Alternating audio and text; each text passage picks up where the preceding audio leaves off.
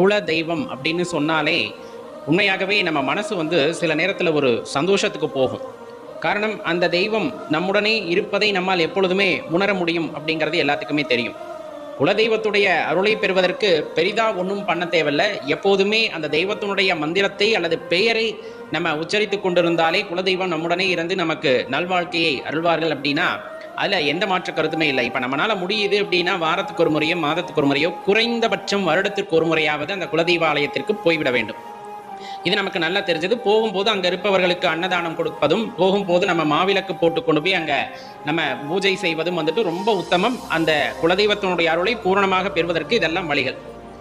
சில பேர் என்ன பண்ணுவாங்கன்னா, வீட்லேயே குலதெய்வத்தோட படத்தை வச்சு பூஜை செய்வாங்க. அது ரொம்ப அற்புதமானது. சரி, இப்போ இந்த குலதெய்வ சாபம் அப்படின்னு சொல்றாங்க இல்லையா, அது யாருக்கு இருக்கும் அப்படிங்கிறத நம்ம கொஞ்சம் கணிச்சோன்னா தெரிஞ்சுக்கலாம். பொதுவாக பார்த்தீங்கன்னா, பூர்வ ஜென்மத்தில் நம்ம குலதெய்வத்தை வழிபடாமலையோ அல்லது குலதெய்வத்தை நிந்தித்தோ குலதெய்வங்களுக்கு செய்ய வேண்டிய சில விஷயங்களை செய்யாமல் இருந்ததாலோ இந்த ஜென்மத்தில் அந்த பிரச்சனை, அதாவது குலதெய்வ சாபம் அப்படிங்கிறது ஜாதகத்தில் காணப்படும். அது உங்களுக்கு நல்லா தெரியும். லக்னத்தில் சுக்கிரனோ அல்லது லக்னாதிபதியுடன் சுக்கிரன் இணைந்திருக்கும் போது அந்த குலதெய்வ சாபம் இருப்பதாக குறிப்பிடுவார்கள். அப்போ அவங்களுக்கு பார்த்தீங்கன்னா உறவு முறைகளால் எந்த ஒரு பிரயோஜனமும் இருக்காது, நண்பர்கள் வட்டத்தினாலும் எந்த உதவியும் கிடைக்காது, மனது ஒரு நிலைப்பாட்டிலே இருக்கவே இருக்காது, ஒரு குழப்ப நிலையிலே இருப்பாங்க, எந்த தொழிலை தொட்டாலும் அதில் மேன்மை அடைய முடியாது. இந்த மாதிரி பல பிரச்சனைகளை அவர்கள் அனுபவித்துக் கொண்டிருப்பார்கள். சரியான வாழ்க்கை அமைந்திருக்காது.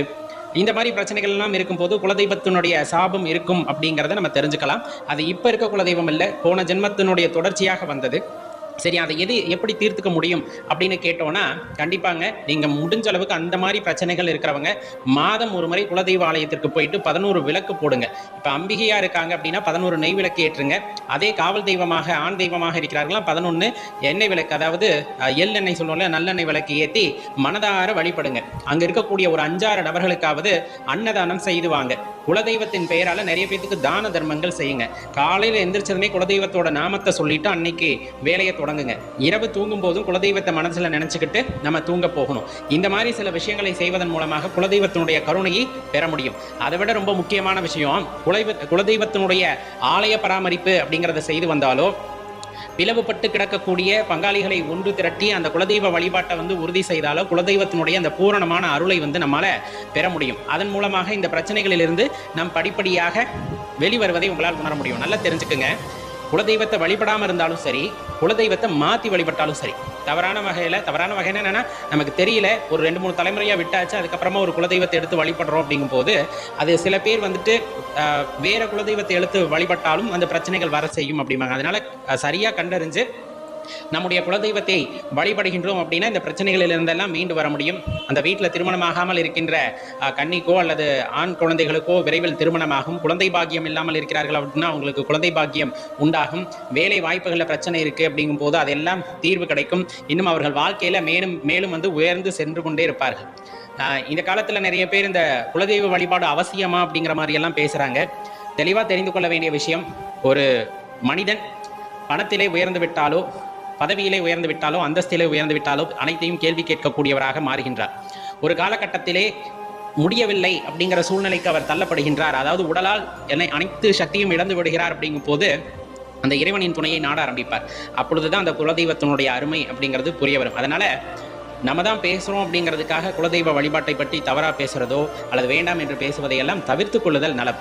இது அவரவர் நம்பிக்கை சார்ந்த விஷயம். நம்பிக்கை இல்லை, இது நம்முடைய ஆணிவேர் மாதிரி. இதை நம்ம பிடிச்சுக்கிறதும் பிடிக்காதும் அவங்கவங்க இஷ்டம்.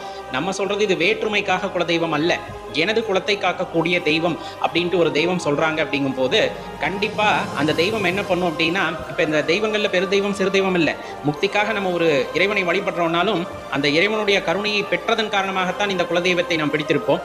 இந்த குலதெய்வம் நமக்கு அந்த முக்தியை அடைவதற்கான வழியை காட்டும். அப்போ தான் நமக்கு உணர வரும் சில நேரங்களில் இந்த குலதெய்வத்துடைய அருமை. குலதெய்வத்தினுடைய அருள் இல்லாமல் நம்மளால் எந்த விஷயங்களையும் செய்ய முடியாது அப்படிங்கிறதையும் தெரிஞ்சுக்கணும். இப்போ உதாரணத்துக்கு அடியேன் ஒரு விஷயத்தை நம்ம சொல்கிறோம்.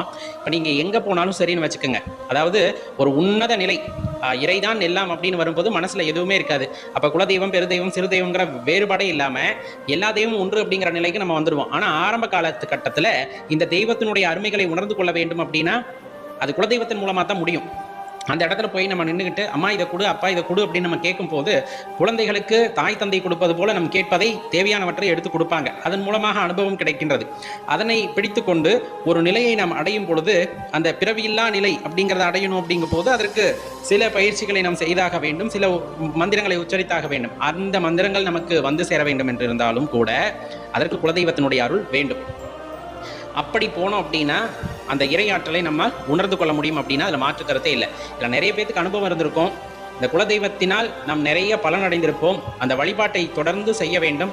அதன் செய்வதன் மூலமாக பல்வேறு பிரச்சனைகளிலிருந்து நாம் வெளிவந்து மென்மேலும் உயர்வதை நம் கண்கூடாகவே காண முடியும். அடியார்களே, கண்டிப்பாக இது குறித்தன கருத்தை கீழே கமெண்ட்ல பதிவு பண்ணுங்க. உங்கள் நண்பர்களோடையும் பகிர்ந்துக்குங்க. நன்றி, வணக்கம்.